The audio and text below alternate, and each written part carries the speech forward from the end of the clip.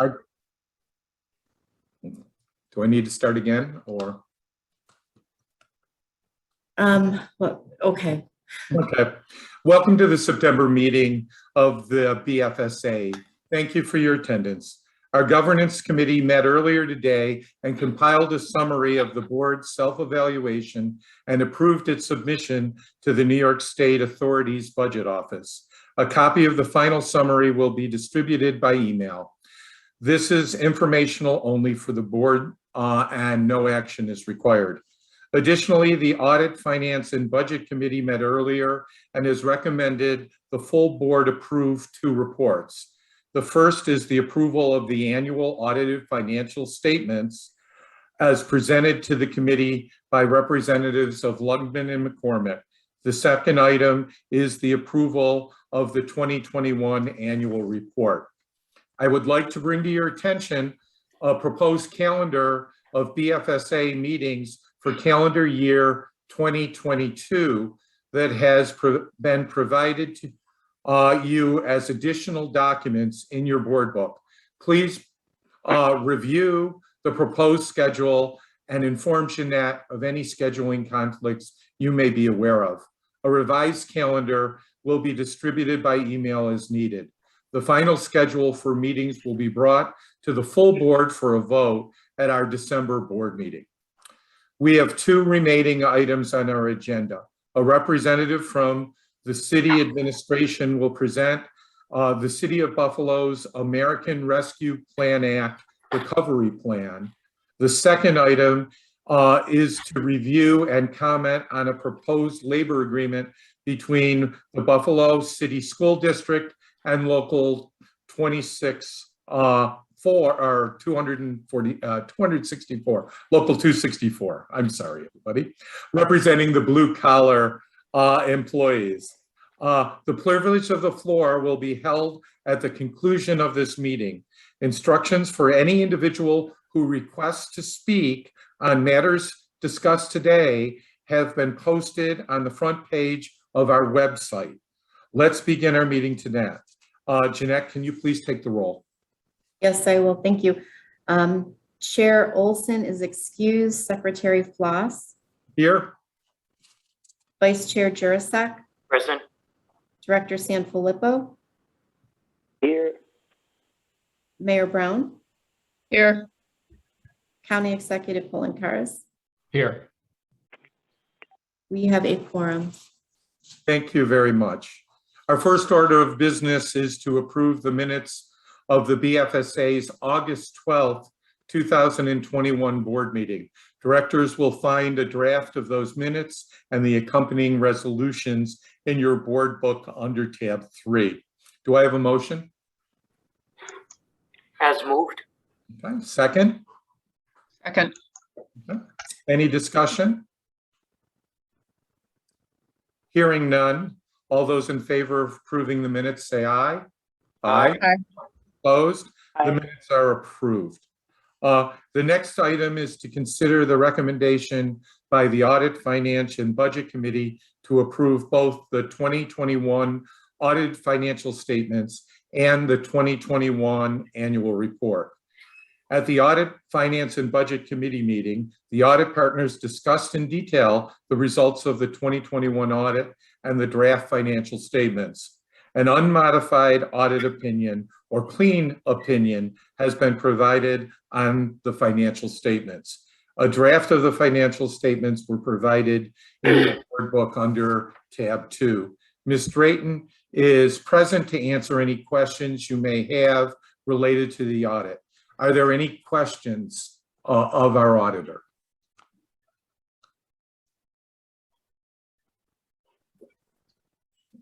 Hearing none, I guess, Ms. Drayton, you did a great job in our committee hearing and answered all our questions, and I really appreciate your hard work. So thank you very much.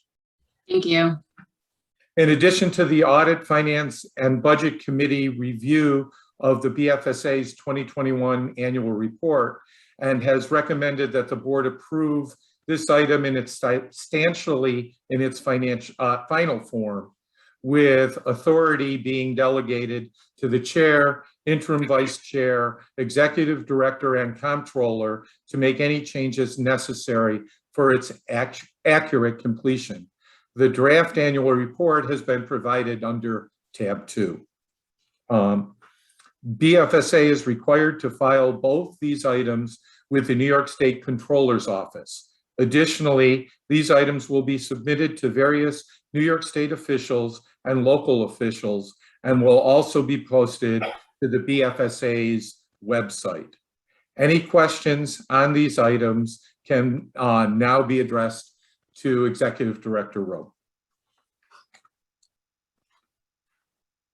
Are there any questions? Okay, we're moving along. The accompanying draft resolution for the approval of both these items has been provided under tab 4. May I have a motion to receive, accept, and approve the independent audit and the annual report as presented in substantially its final form? As moved. So moved. Thank you. Second? Second, Jeanette. All those in favor say aye. Aye. Opposed? The motion carries. Thank you, Sarah, for meeting with us today and also for your team's hard work. Again, we really appreciate it, and we're always glad to see you at our meetings. So thank you very much. Our next agenda item is a presentation from Rob Mayer representing the city administration on the City of Buffalo's recovery plan, which represents the spending plan for the American Rescue Plan Act funds as awarded to the city. A copy of this plan was previously Chairman, emailed to us and is also included hear under me? tab 5 in your board. Hello, in your board book, I'm sorry. Hello, yes, someone seems to be unmuted. No, can you hear me? Yes, is that you, Jeanette? No, this it's is Andy. Andy. Oh, Andy, yes, we can hear you, Andy. So, Okay, thanks before for- we get to the City Yes. of Buffalo presentation on the American Rescue Plan, does the full board got to approve the annual investment report as well as the contract with public finance management? Jeanette is saying no. That's a committee. Those are committee items only. You mean the full board doesn't have an opportunity to approve an annual contract with a vendor? It's a contract extension, so it falls under committee business. Do we have an attorney to weigh in on that? I think, is Russ Grimm here? I think I saw him. Understand. I was under the impression that we would be, that the full board gets the chance to vote on all contracts and reports that come out of committee. So I don't know that it's inappropriate to reserve that to a committee. And if that's, one of the responsibilities that's been reserved to the committee, I don't think it's inappropriate. I just, I don't think the suppose- committee has the right on their own, absent a full vote by the board,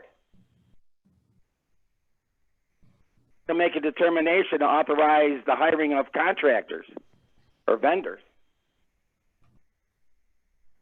I would like a legal opinion on that. well, I can give you a legal opinion, but I don't want to do it off the top of my head. So is that is that McGavran's office? Yes. Yeah, it's Rich, Andy. Okay. Rich Grimm. Hello, Okay. Rich. I'm sorry. Yeah, no problem. Andy, would this be acceptable that we put on the next full board's meeting an agenda item to discuss this? Because even if the committee does have the right to do that, there's obviously the second question of whether or not the full board would still like to approve all contracts, and we could bring a resolution to that effect at that point. If Yeah, I would like to have, well, the investment report, I don't understand how that could be we approve an independent audit and annual report, but you don't approve the annual report on the investments, or you don't approve a contract coming out of committee. It doesn't make sense. So I would like to hold this contract with PFM in abeyance until a next meeting, or a special meeting, until we get a legal opinion as to whether or not a committee is authorized to execute authority business without approval of the full board. Can we extend it at least until the next board meeting? Because I think it expires September 30th. Why don't we do a short-term extension? Right. So Andy, if it's appropriate, I would accept a short-term contract extension till, Jeanette, when is the next board meeting?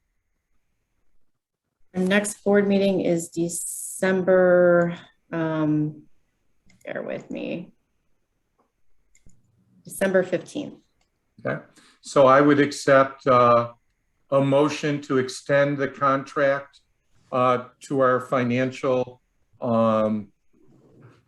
advisors till December, should we say December 30th? Therefore, to give us time to make sure that everything's put together. Is that acceptable, Andy?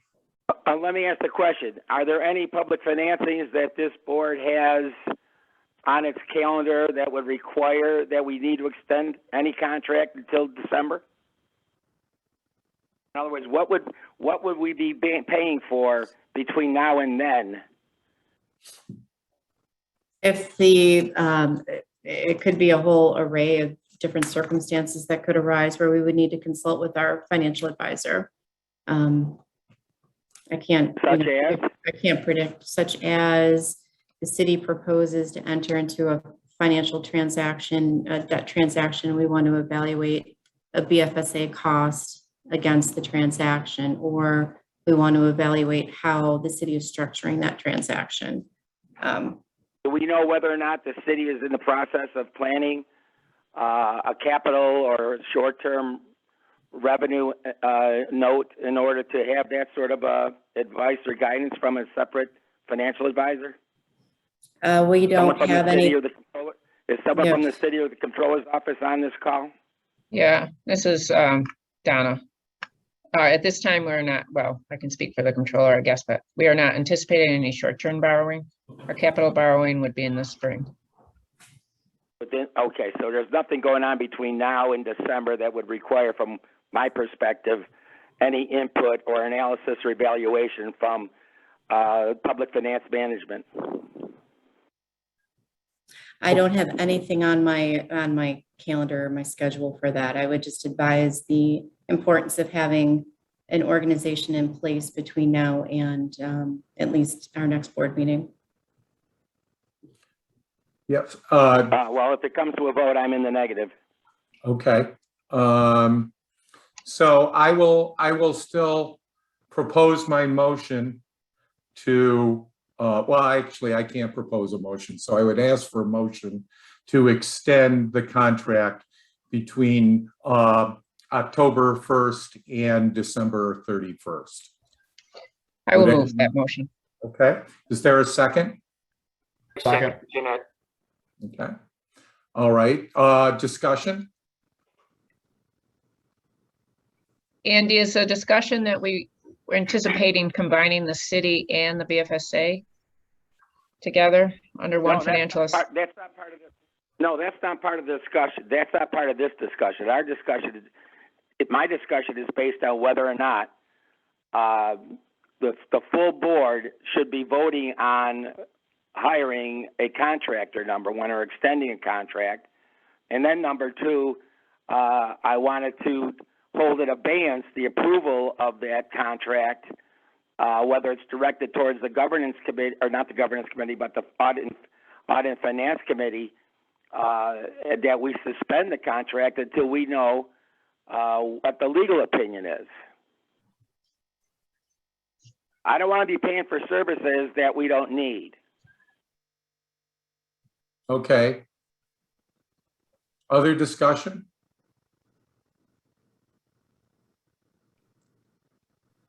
I would just say that I feel uncomfortable, particularly given all of the issues with COVID and the American Rescue Plan and the other issues, not to be able to have a financial advisor if we need it.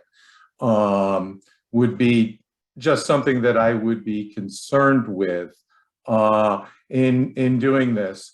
I agree with Andy that we should have a legal opinion, and I'll ask Jeanette to make sure that that's on the December meeting so we can then bring this to a resolution. I think the other issue that needs to go forth on the record is that this has been our past practice. So this has not come up in the past, and that these two reports have been voted in committee and there's been no objection when it's brought up. But Andy, you have every right to ask this. Well, unfortunately, history sometimes isn't accurate. And that's understandable. And as I was going to say, you have every right to do that. And I think it's important that we get a legal opinion to make sure, and then have a discussion on, even though it may be appropriate to do it in committee, whether or not we want it voted on by the full board, because that would be our option as well. Okay. Thank you, Chairman. No problem. Thank you. So if we can get back to our American recovery plan.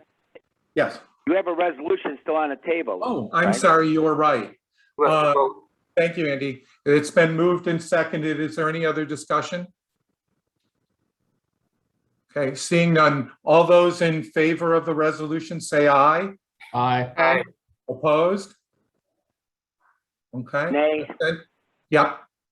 And abstentions. Okay. The motion passes. And thank you again, Andy, for making sure you keep me honest here. Secretary Floss, for clarity, No problem. the motion did not pass. We need, Did not pass? it did not. We need 5 affirmative votes for any motion to pass. Okay. And how many? We had 4? We had 4. Okay, I thought we had 5. That's okay. Okay, so then I guess we have to address the question, if we don't have the 5 votes, of whether or not there is anything else we need to do. Executive Director Robe, can I ask for your opinion if there's anything we need to do further for your office, or whether we can just move on? Well, like I said before, I'm very uncomfortable moving forward without having a financial advisor representing the Buffalo Fiscal Stability Authority. I think the fact that the governance committee did pass it means it's been done. We can. I don't know. Maybe the legal question is for. You might have to ask. You might have to ask. This is a legal question. I think, Jeanette, you're probably not the one who should answer the question at this point. I think we need to hear from our attorneys. So I'll expedite an opinion. I'll get it to you sooner rather than later. I don't know how quickly I can do it, but we'll do it as quickly as possible. So I think the question on the floor is whether or not the approval at the committee level has authorized the extension of PFM's contract, or whether or not it needs to be approved at the full board. And if so, then I guess it is in suspension, or has been suspended at that point. So I will get something out to Jeanette. Give me a couple of days, or give me till the end of the week. Well, I'll tell you what, I'll have something to you before October 1st. How's that? Because I know that contract expires on the 30th. So I will get something out ASAP. Would the board members think it would be appropriate, after we get the legal opinion, to have a special meeting just on this item? Vice Chairman Foss, I think the only question would be whether or not, I think the only reason that might be necessity would be if the legal opinion says that you need to have it approved at the full board level, because otherwise, if it can be approved at the committee level, I think it's already been approved. Okay.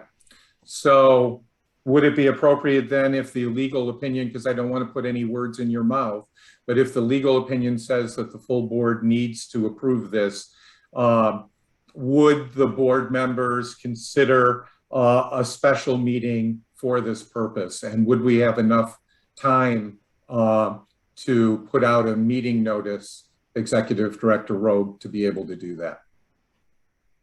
As far as meeting notices go, the law is pretty understanding that special meetings require very little notice. So I think the issue as it always is can we get a quorum and how quickly can we get a quorum, of course. Would that be an appropriate way moving forward for the board? Does anyone have an objection to this? I have none. Okay. I have none. Alrighty. Nope. Okay, so why don't we move in that direction depending on what the legal opinion says. Again, we have Rob Mayer here representing the city administration to talk to us about the recovery plan. I think we need to talk about one thing before he gets started. The recovery plan as discussed today does not provide enough resources for revenue replacement as provided in the 4-year financial plan for a shortfall of $19.7 million. It's our understanding that the recovery plan is going to be amended moving forward for various necessary adjustments as time progresses and the plans are adjusted. And the amendments will adjust the recovery replacement dollars. This modified recovery plan is expected in the second quarter. Donna, I know that this has been a confusing and moving target for everyone. So I just want to make sure that you have an ability to say anything you want about this. And I just want to let you know that we as the board understand how difficult this is to try to put everything together. We appreciate all the hard work that you've done so far. But could you please explain a little bit more for the public, the issues involved and what we're going to be doing? Sure. We have put together the American Rescue Plan, and in the initial plan, which we did submit to the Treasury, we had $100 million for revenue recovery, 107 million, excuse me. When we did our calculation, we came up closer to $250 million that is eligible for revenue recovery, but we felt it was important to include a multitude of different programs to help the community. So we put those in the program. We are starting to reach out to all our different partners and start calculating what the costs are going to be for these programs. So we also anticipate we are going to have some will be a little more, some will be a little less, and that we will make adjustments going forward to the Treasury plan when new programs pricing or costs come through to us. So at this point, we understand that we're short in the 4-year plan, but we also anticipate that we will not be using the full recovery amounts in our 4-year plan as we have been doing. You know, on our regular budgets, we've been, our expenditures have been coming in reduced than our budget. But we will be able to use all of the federal dollars that are going to be coming in one way or another, isn't that Yes, correct? we will. Right. So we want to make sure that we spend all of the dollars and not have to give any of the federal dollars back. And it's my understanding that there's a 2-year window, look forward window to be able to spend these dollars. So therefore, we might expect not just this adjustment that we see today of the 19.7 million, but additional adjustments as we get better estimates of the projects that you're using, particularly those in the community, so we can spend, you know, as much in our neighborhoods as possible. Right, we'll be fine tuning each of these. We'll be setting up memorandum of understanding with each of our agencies moving forward and what they are going to provide for the community.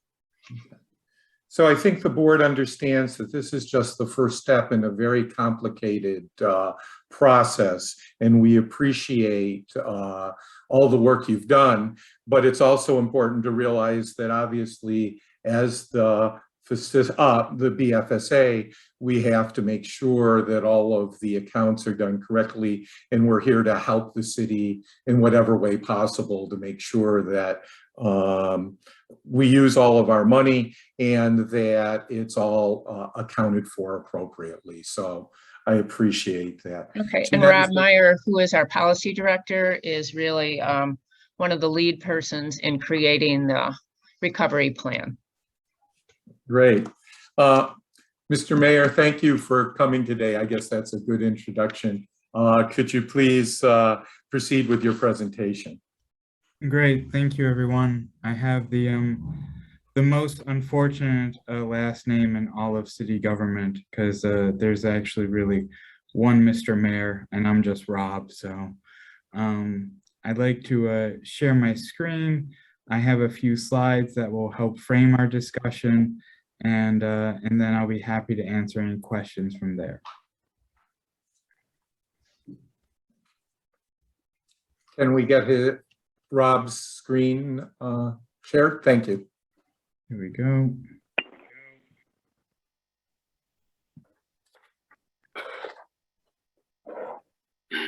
So a lot of this information can be found on the City of Buffalo's Buffalo Transformation Fund page on the city website. There's the 37-page plan there, which goes into a lot of detail. And this is intended just to act as an overview of some of the assumptions and projections and facts contained in that report. So there were three key assumptions that we framed our blueprint around, and we call it a blueprint because there was a resolution that was passed by the Common Council at the time of the adoption of the city's ARPA plan, which specifically allowed us to make amendments to the plan. Because this was adopted by the full city council, those amendments were memorialized as requiring council notification and approval. So the first assumption is that these are very flexible dollars, unlike other forms of federal aid which have come to us, which are for very narrow and specific purposes. The interim rule and subsequent guidance from the Treasury on the ARPA allows us to really deal with this in a flexible manner and to accomplish a number of different things. The second assumption, which was just really spoken about, is that this money is intended to assist local governments. The 2009 ARA, the American Recovery Plan that was passed by the Obama administration during the last fiscal crisis, the Great Recession, did not really address the needs of local governments and therefore caused a drag on the nation's economic recovery because public sector employment was significantly depressed as a result of lost revenues. This plan learned that lesson and specifically provides local governments the ability to replace revenue in a significant way and maintain their the integrity of their public sector workforces. The third most important assumption, and this was really outlined in the interim rule and following guidance, is that we have to be focused on outcomes and not just the delivery of services. The interim rule speaks at great length to wanting to see how our proposed interventions are going to impact the public health, economic, social ecosystem that resulted from the pandemic, but also get at underlying roots which exacerbated some of those situations. So we focused on very much what is actually going to achieve a change in those systems and not just activities that we perform. A few charts just to identify and give people a sense of scope. The federal government provided us with several categories by which we would allocate the funds. So that category is broken down so that you can see how much of the $331 million is allocated to each. And the money is coming in two tranches. Now, the money is coming in two tranches. We received the first tranche, approximately half the total amount this year. We'll receive the second tranche in May of next year. The funds have to be committed by December 31st, 2024, and they have to be entirely spent down by December 31st, 2026. So the funds are coming, and then we have, as indicated, the 2-year window to hit the funds, and then an additional period of time after that to expend the funds. One of the things we really looked at when we were crafting the ARP plan is the relationship between the economic and the fiscal conditions in the city of Buffalo. Our idea was that by addressing the economic issues, we can actually address some of the fiscal issues the city of Buffalo faces.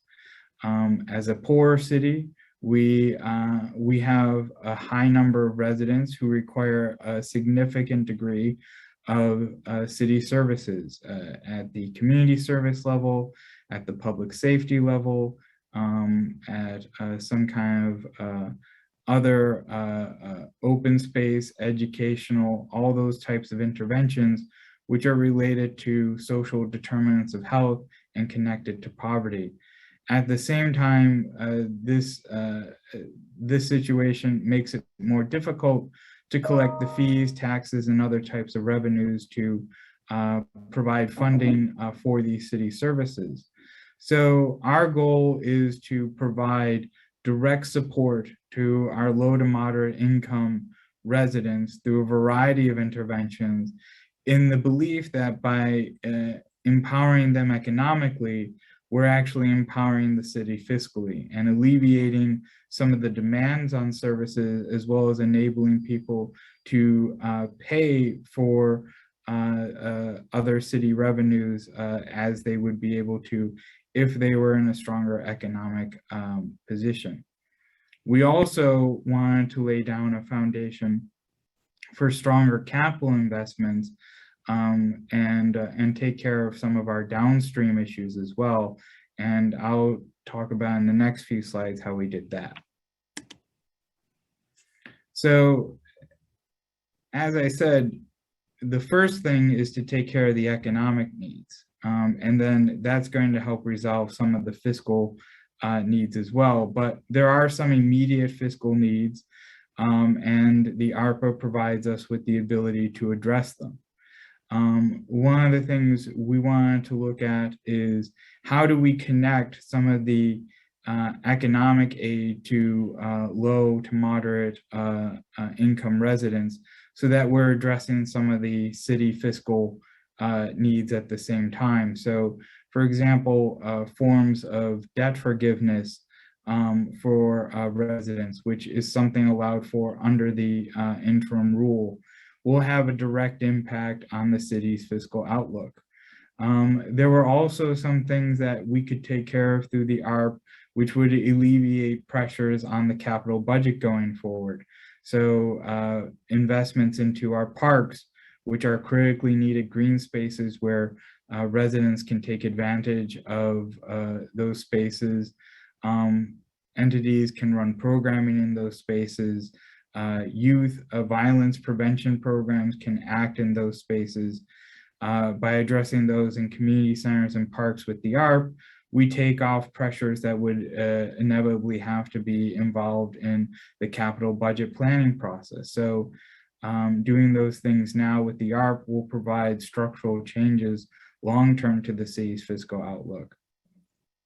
And then finally, we really looked at how can we do things now that will support long-term operational cost savings, and at the same time ensure that Buffalo is going to be more attractive to future private investment. So looking at things like housing, health equity access, some of our day-to-day operating needs like cybersecurity so that we're protecting our residents' information, were all things that we intend to fund and target through the ARP in the hopes that this will help make Buffalo more attractive and also be in a position to utilize future federal funds.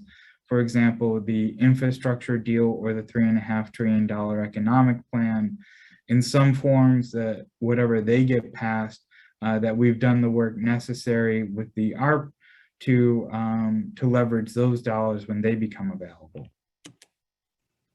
Just a few top line dollar figures just to show the diversity.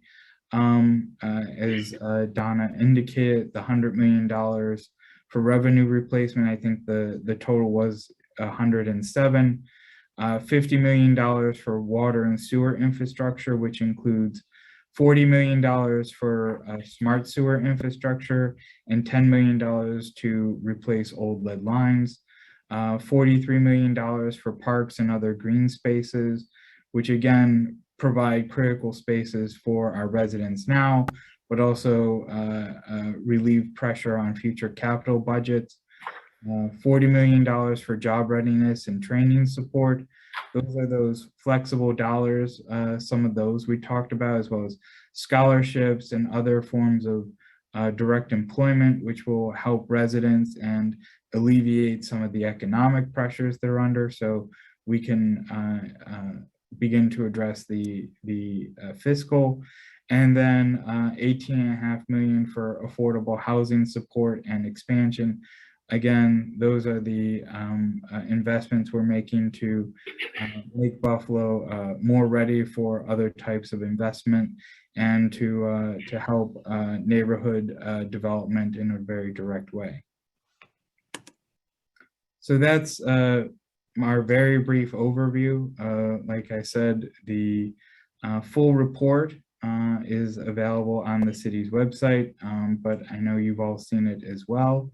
I would encourage everyone to look at it, and I'd be happy to answer any questions anyone may have at this time. Are there any questions for Rob? Yeah, Rob, what is the criteria for the funding to help families meet their expenses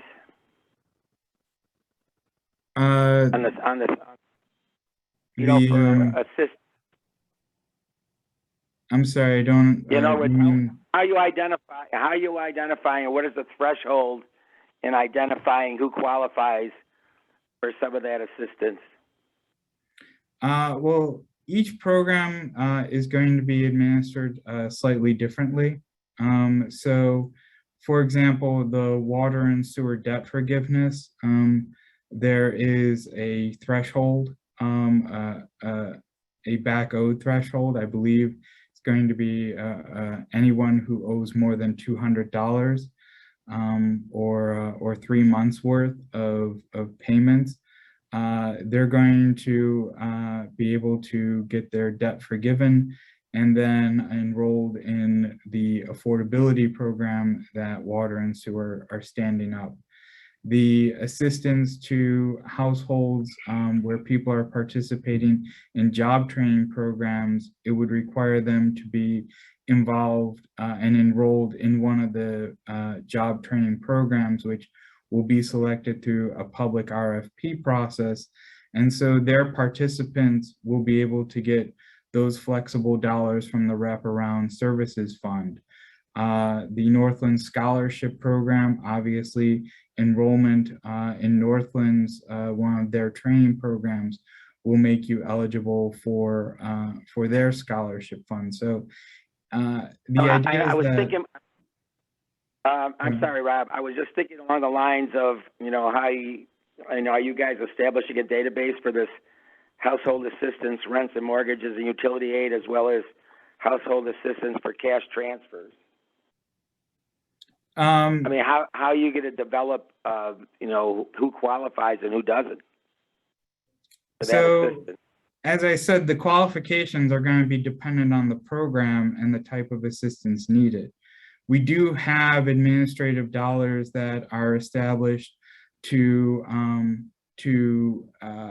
monitor these dollars.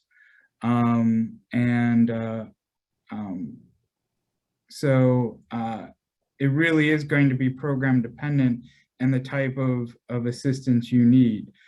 There are reporting but criteria how are that you are gonna going to be built into the MOU. Rob, how do you access data that would determine what families actually qualify for this assistance? Yeah, again, each program is setting up its own selection criteria. We're not just writing every family a check. So. Oh no, I don't care about that. I just want to know. I mean, where do you develop, or where do you get the information that will help guide you and support, and make sure that all the families that are entitled to assistance get it? So, for example, the water and sewer forgiveness program, they have all that data already. They know who owes the bills. They know, who's in the affordability program, who isn't. So they're going to be responsible for establishing that criteria and then reporting back to the city. And there's going to be reporting criteria in the MOU for the people who are enrolled in the job training program or the Northland program.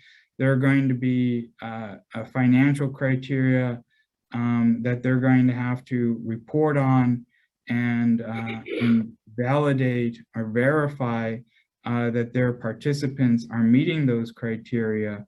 But the city is not going to set up a centralized database of every person who could be eligible and then work backwards through that. It's going to be up to the service providers that we're providing these funds to ensure that they're meeting all of the eligibility criteria we're going to establish either in the RFPs and then in the MOU, or if they're directly named in the ARP plan, then just through the MOU process.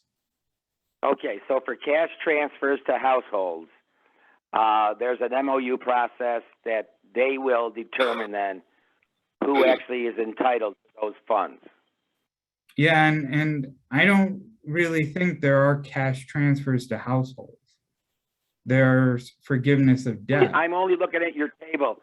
I'm looking at your table of expenses and expenditure category, and it says household assistance, rent, mortgage, and utility aid, $18.5 million, and it's got household assistance, cash transfers, $20 million. So all I'm asking is, okay, how are you going to determine, who's allowed to get those funds? So those make sure $20 million of cash direct assistance, that's the federal government's nomenclature. That $20 million are the wraparound services that the city is providing. And so in the description of the plan, it talks about how job service training providers will be able to access those funds, and then they will be able to provide their participants with a portion of those funds to meet unexpected housing or childcare needs as they're enrolled in the job training program. So one of the reasons why most people drop out of job training programs is because as they're transitioning to the training from the work, they're finding that they're not making enough money to provide for things like transportation or childcare. Those job service providers now will be able to access through an RFP a portion of that $20 million so that they can provide their participants with funding for those very specific categories. And so they are responsible for the intake and monitoring the incomes and ensuring that those dollars which are transferred out are utilized by their participants. They will report those back to the city on a regular reporting basis. And then that is how the city is going to monitor that. We're not looking at identifying people as the city and transferring $20 million of worth, dollars worth to their households. I know. I just want to make sure that everybody who deserves it gets it. I think However that aid, whatever form that aid comes in, I want to make sure that no one misses out on getting what they're entitled to. well, as long as they meet the program criteria, I definitely believe all of those individuals who participate in those programs and are entitled to those dollars will be able to get them. Okay, thank you. So Rob, is there any money in this program then for media to make sure that everyone then would be aware of these programs so they could enroll?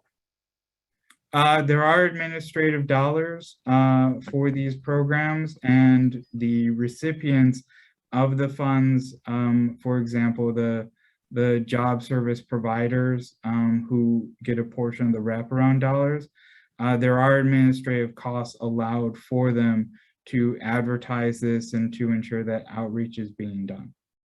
I guess, just going on to Andy's question is to make sure that this is as fair and as transparent as possible. Hopefully in the MOUs that there'll be some recognition that there has to be a reach out so that people don't find out after the fact that they were eligible for something and then maybe didn't get it because they didn't hear about it in time. I guess that's part of the concern. Absolutely. Yeah. Okay. Are there more questions? Yes. Rob? Yes. Yes, this is Jeanette. In my own work, or rather, in terms of my membership on the Fiscal Stability Authority, I discipline myself. I try very hard to focus on fiscal matters, fiscal stability, long term, which means that of the big six, it's the six pack, the six pack of spending categories. For me, as a member of the Fiscal Stability Authority, the biggest one, the one that looms largest, is number 6, which is revenue replacement. And that is the largest one, 100 and almost essentially 108 million. So here's the question. Again, from my point of view, as membership on this authority, when is the drop dead final date when the city can request a nickel of revenue replacement? And right now the amount allocated is 107 million. Give me the date again, the last drop dead date when we can request revenue replacement and to keep the city functioning. So all of the funds have to be committed by December 31st, 2024. Yes, but that word committed, help me. Remember, I'm understanding this in terms of federal rescue dollars coming back to the city to replace weakened revenue streams. So by committed, the interim rule means that the funds have been allocated for a particular purpose and that there's a contract or memorandum of understanding identifying those funds for that purpose. Right. But again, remember, this is not letters of understanding. This is not contracts with vendors. This is only revenue replacement back to the city. And so again, that drop dead date, we don't need contracts or commitments to vendors. This is money that comes back to shore up revenue while the city gets back on its legs. So I think the question would be though, is that all of the other vendors will have to be under contract or understanding. And so once those contracts or understandings are entered into, the degree for which there is available funding left for revenue replacement is severely constrained at that point. all right, and very carefully worded, I understand, but if I understand what you just said strictly, that means that if for some reason there were a surge of commitments to vendors for infrastructure, then the 108 million might be less. No, I think our goal is to follow the plan, the blueprint as closely as possible, with minor modifications or amendments.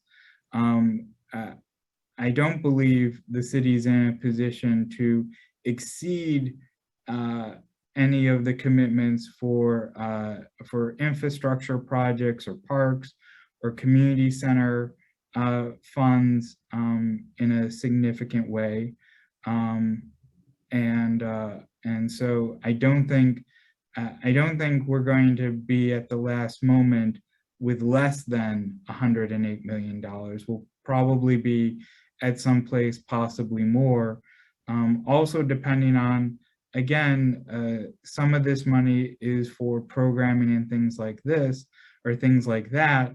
So for example, if a community center renovations and programming dollars alleviate the city's need to invest in those areas downstream, we may not need a higher amount of city revenue replacement.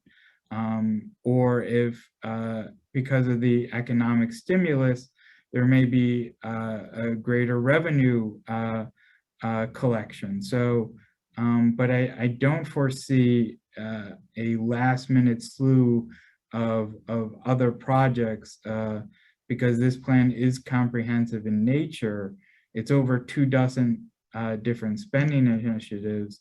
I don't see us adding much to it that would take away from revenue replacement dollars. Right. And forgive me, I'm forcing myself to sound simple-minded. Not that you don't understand me, but I'm overstating my point and my understanding of how, again, fiscal stability authority, that the 108 million is, from my point of view, almost at the apex, almost sacred, because if the city can't balance its books, then there's a frightful suffering down the road. So that's the reason for my fixation on protecting the 108 million. And if I may, here's a very concrete question. Thank you for your response. I understand. So I think this report is described as version 1.0, and I understand clearly it will move. It will. It's fluid. I understand. Donna, when did you tell us that you will have relatively reliable and hard numbers from all of the participants and providers that you can fill out the inventory, which is simply at this point categorical. It's not spelled out. Did you say by January you should have everything that you need in order to let council and us and everyone see detail? Well, as Rob mentioned, we're still working with all the different community organizations and outside agencies. So we're moving along. We have half of the money right now. So we're starting with programs that we already know can move along quickly right now because we want to get the money out on the street. So to have a final number won't be for a while, probably. Just so you know, there is a federal reporting requirement. So quarterly reports will be submitted and made available as well. And then the federal rules require us to update this annual plan every August as well. So there's going to be a very close and robust monitoring of these dollars by the federal government. Our first quarterly report is due October 31st and will indicate, as Donna said, some of the programs that were already outlined in the ARPA proposal. Others will have to go through an RFP process, and providers will apply for those funds. And as they are awarded, those will be updated quarterly. But then every August, this spending proposal will be updated annually as well. Thank you, Rob. Thank you, Donna. Donna, when will we see something that revised, something that looks like or is a revised four-year financial plan? Jeanette and I talked about that today, and we're looking probably in January, December, January. Okay, which is what you had said 2 or 3 minutes ago. All right, so February 1st, we should, I'm hunting for, you said not until January, you and Rob. Do you have enough detail to do a refined version of this? So when will we see it? February 1st? I would hope by then, yeah. Okay, all right, okay.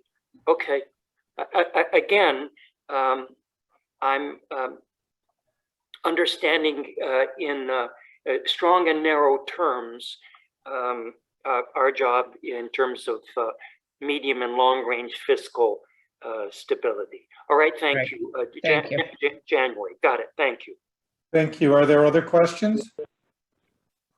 So Director Floss kind of touched on this real quick. So when you guys were doing the Treasury, the calculator for the revenue loss portion, you're saying the dollar figure was significantly higher for allowable revenue loss than in the plan. Is that correct? That is correct. So what was the figure that you plugged into the Treasury website for that, the interim report? About almost 108 million, $107 million and change was in that interim report. I just, haven't gone through the process. I saw that we had a slight deviation on the website from what our calculation had been too. It was a little bit higher actually on the website than our own math. So, okay. That's good. Just more questions, Ben? Nope, that was it. That was it for me. Yeah, great. I mean, I think it's important to realize that it's not just the city that's receiving funds, but obviously the county, the school districts, and the higher ed institutions in Western New York. As we've talked before, I hope that we can work together to make sure that we help as many people as possible. And in talking, with Ben and others, I know that that's already happening. So I think that that's a good thing that we're seeing our local governments working together. So Rob, I want to thank you for all your hard work on all of this. And I'm sure we'll have you back to discuss this as the process unfolds again. So thank you. Thank you. Goodbye, everyone. The last item of business is for today's meeting is to review the proposed labor agreement between the Buffalo City School District and the American Federation of State, County, and Municipal Employees, Local 264 of the AFL-CIO, representing the blue-collar workers. This labor agreement was submitted to the board for review September 10th, as required by the BFSA Act. The district's submission, along with BFSA's report on the staff analysis, are provided under tab 6 of the board book. Jeanette and Nathan will now discuss this item. Nathan, let's go. Why don't you go first? Thank you. Good afternoon, everybody. Just to verify, can everybody see the presentation? Hearing Yes. no no's, I'll begin. So what I'll do is I'll walk through some of the initial terms all the way up through the costs. And at that point, the executive director will discuss the funding in the conclusion section. So the following is an analysis of the proposed collective bargaining agreement between the Buffalo City School District and the AFL-CIO Local 264, representing the blue collar employees or the service center employees. This contract currently covers 55 full-time equivalent employees. These employees include mechanics, maintenance personnel, drivers, etc., laborers, and are almost entirely funded through the general fund at 97%. The existing contract with Local 264 expired back on June 30th, 2023. This proposed CBA would be effective all the way up to the end of the financial plan, June 30th, 2025. And the Buffalo Board of Education will consider this contract following the BFSA's review. We now know that that date is tentatively set for October 20th.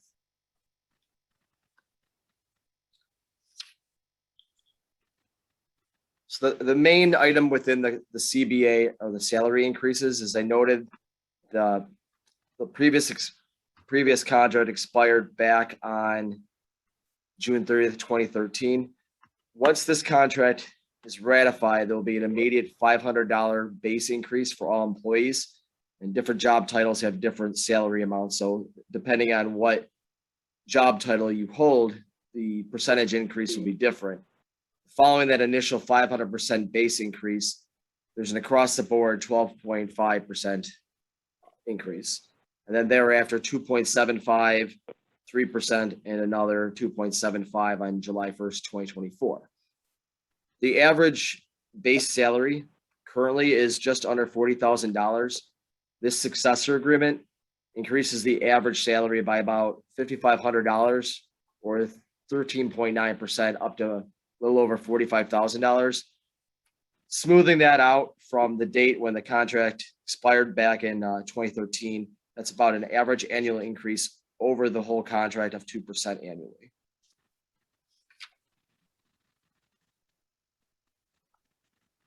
The successor agreement also includes a one-time incentive bonus.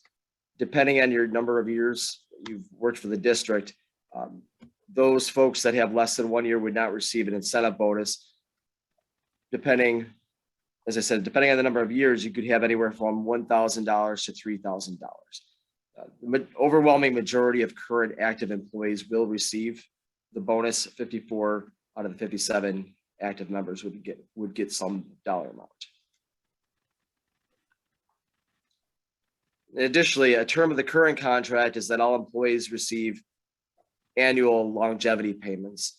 The successor agreement increases the amount a little bit, anywhere from $100 to $650 annually, depending on the number of service years that the employee would have. And because the threshold is a little bit higher than the one-time bonus, you need at least 5 years of service with the district to qualify for this. There's a slightly less number of employees this would impact at 51 full-time equivalent employees in 21-22. Nathan, is that last side correct? Because from 10 to 14 years, they're getting substantially, well, okay, no, I take that back. Never mind. Okay.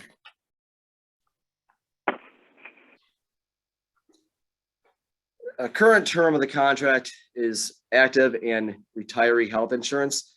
This successor agreement does not impact any health insurance term for any current retiree or any active employee now.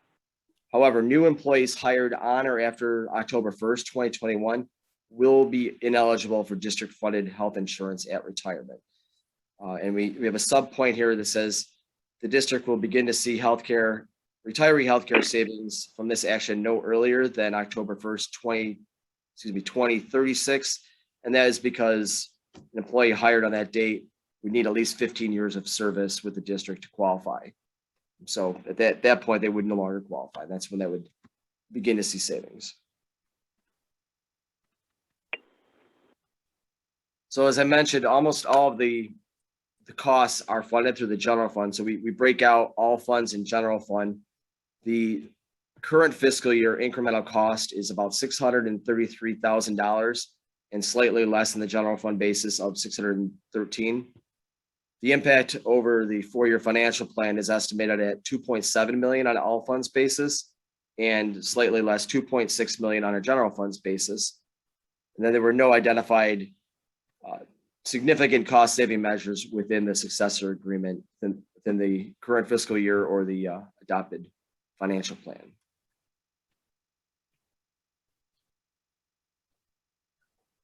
And then finally, taking a look at all of the various cost components of the contract, the base plus the annual percentage increase is the most significant. In year one, it's $344,000. There is, of course, the one-time bonus that impacts 21-22 alone. Myriad of very small additional increases, such as the increased longevity pay, a slight increase for those employees that work on Sundays, receive 2 times pay rather than 150% of pay, and some additional benefits that were increased as well. The bottom line there shows the increased fringe benefit expense, and that's how we determined the $613,000 current fiscal year cost and the $2.6 million cumulative 4-year cost.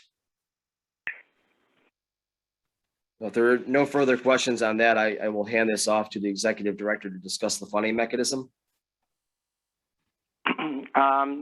Nate, I have a few questions.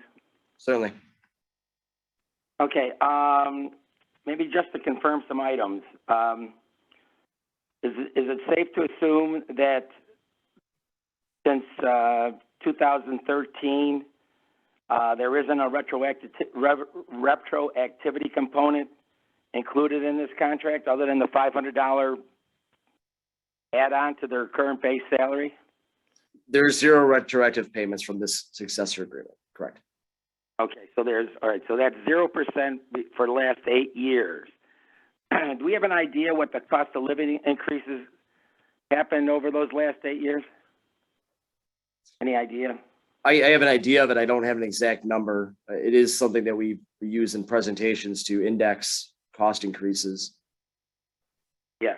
All right. So in other words, now you talked about the 13.9%, and that the base salary increases have gone from will go from 39,833 to 45,375. Is that over the life of the contract, so 2025, 24?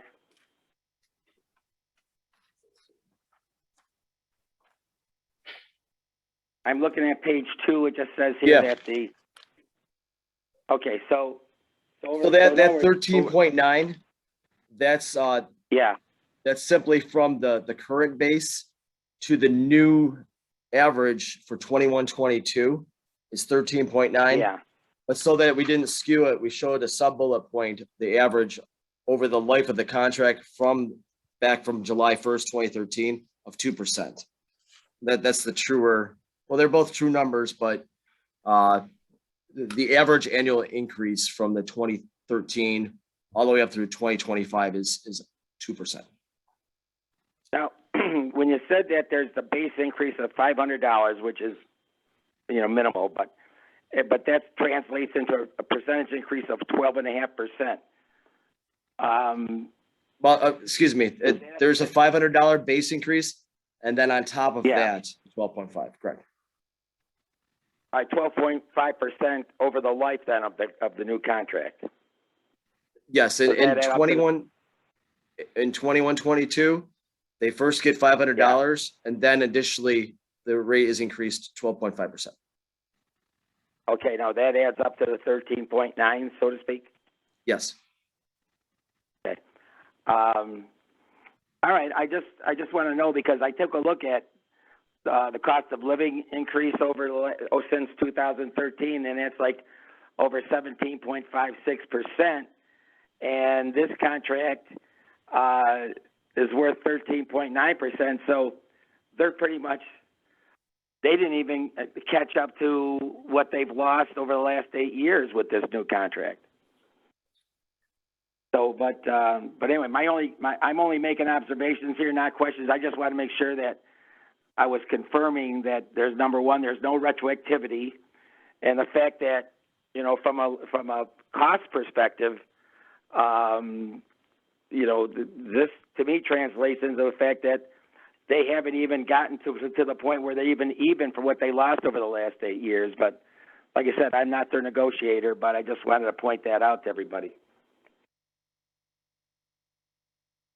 Thank you, Andy. Jeanette, you want to continue? You're muted, Jeanette.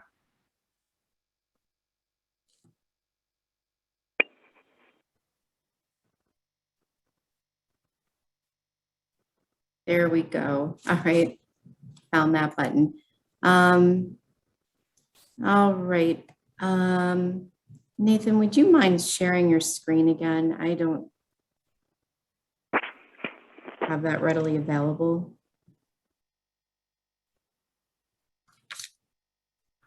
Thank you. Slide 9. Thank you. So in terms of looking at how these agreements are being funded, there's been some contracts settled recently, beginning with July. Last contract was settled in August 21. We had the substitute administrators and the transportation aid. In September, we've got this contract, blue collar, and then recently submitted towards the end of last week was the food service workers, local 264, which this board will need to review. So in terms of looking at funding, we're looking at this comprehensively with all of the costs of these contracts as they affect the general fund. The food service contract will only impact food service. So that's excluded from our next slide. If you can move it to slide 10, please. Thank you. So taking a look at these 4 contracts, the total incremental cost is $29.5 million. There have been certain amounts that have been included over the financial plan that can be applied towards the incremental labor increases of $4.6 million. That's the first 4 lines when you look at the increases built into the adopted financial plan. For BEST, TAB, BESA, and Local 264 on a combined basis, that's $4.6 million, which leaves just under $25 million of remaining funding to be identified, some of which is in the financial plan and some of which will need to be considered. Now, the rest of these 3 lines, the use of the contingency, the surpluses, and the fund balance, we as staff took a look at the funding letter as provided by the district, and there's lots of different moving parts. So we just boiled it down to demonstrate that the contract's affordable. We're getting a revised financial plan. November 30th is what the district has committed to. But based on these numbers, to demonstrate it to you, the contract is affordable. The first bucket is the use of contingency as already included in the financial plan of 9.6 million, ranging from 2 million in year 2 all the way up to 3 million in year 4. There are financial plan projected surpluses over the financial plan. Significant ones are projected for years 2 and 3 of the financial plan, largely tied into the increases in foundation aid that are expected and what New York State is committed to for those 2 years. In year 4, when those increases to foundation aid taper off, is when we see a potential use, if other sources aren't located, of assigned fund balance for prior year contracts of 2.8 million in year 4. And then year 21, 22, that'll be identified when they modify their budget for the current year. So that largely, again, it's intended to demonstrate that the contract is affordable. If you can just bump down another to slide 11, Nathan. The district has not yet modified the budget, has not yet modified the financial plan. This board received a letter at the last board meeting requesting extension of the submission of a 4-year financial plan to November 30th, which was approved by our board. So that's when we're expecting, and we'll review. The intent is to review that at the December 15th board meeting. Slide 12. The finding that we had with the other contracts applies to this one as well, which is when you start looking into the out year, the very final 4th year of the plan, there's a increased reliance, potential use of fund balance. The use of fund balance is a non-recurring resource, and it is indicative of operational imbalance.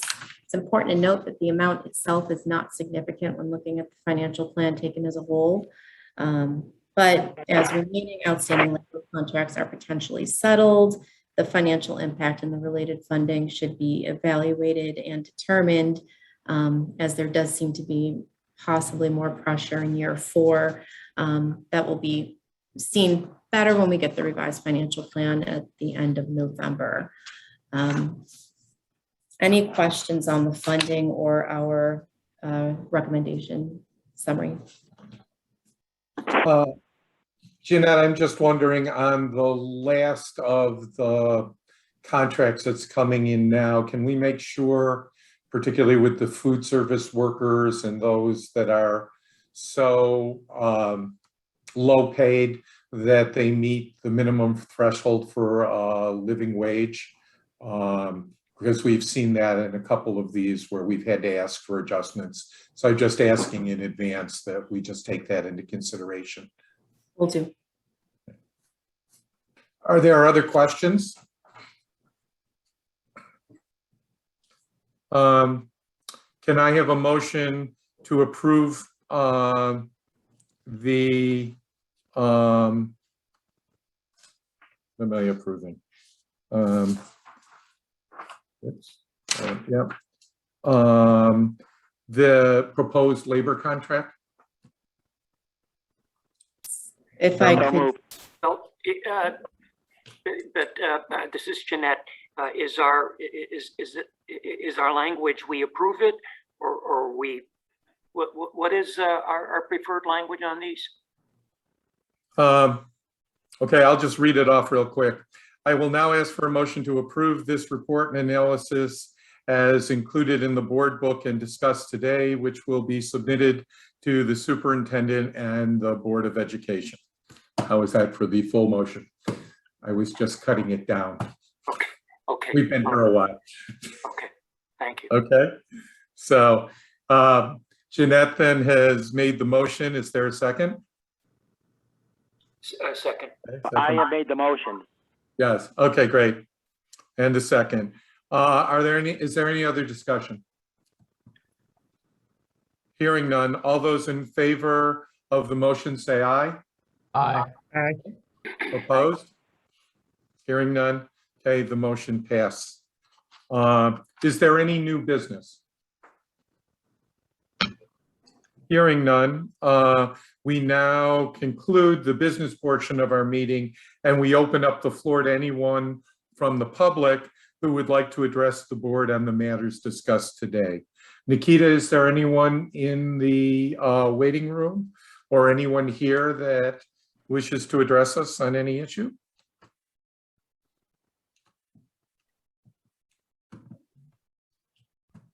No, there is not. Okay. Thank you, Nikita. This concludes this meeting of the Buffalo Fiscal Stability Authority. Is there a motion to adjourn? As moved. Okay. Second? All Second. those in Second. favor? Aye, Aye. I. and adjourned. Thank you, everybody. I know this was a long and complicated meeting, and I appreciate all of your forbearance with all of this. Have a great week. Aye. Yeah, have a